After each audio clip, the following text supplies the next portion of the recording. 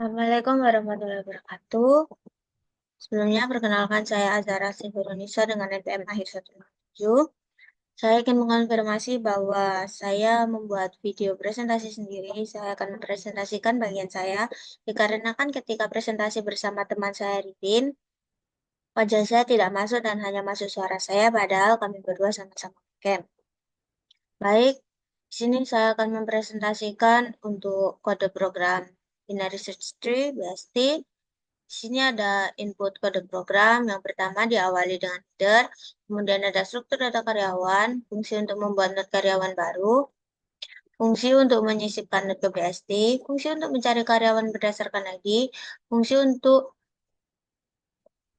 kan aku lali.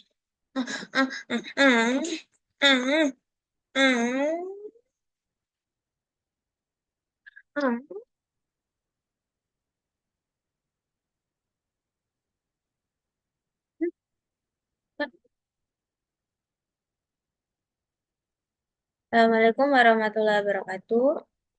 Sebelumnya, perkenalkan saya Zara Indonesia dengan NPM 157. Di sini saya ingin mengonfirmasi bahwa saya membuat video presentasi sendiri dikarenakan ketika presentasi bersama teman saya Rin, wajah saya tidak masuk dan hanya ada suara saya, padahal waktu itu kami berdua sama-sama camp. Baik, saya akan mempresentasikan mengenai kode program Binary Search Tree BST. Yaitu yang pertama ada input, diawali dengan header, kemudian ada struktur data karyawan, ada fungsi untuk membuat node karyawan baru, ada fungsi untuk menyisipkan node BST, fungsi untuk mencari karyawan berdasarkan ID, fungsi untuk mendapatkan node dengan nilai minimum, fungsi untuk menghapus node dari BST, ini masih termasuk ke dalam fungsi menghapus node.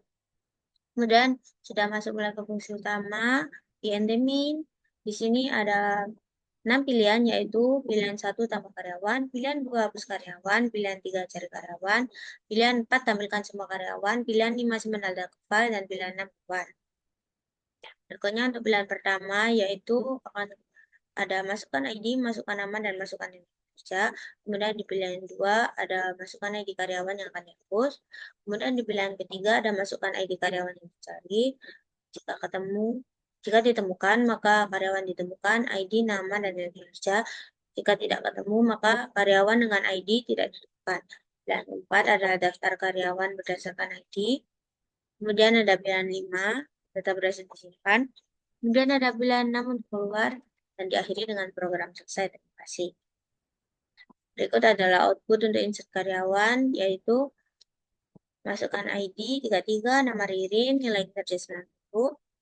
Ada delete ID karyawan, masukkan ID karyawan yang akan dihapus, 122, berikut adalah before dan after-nya.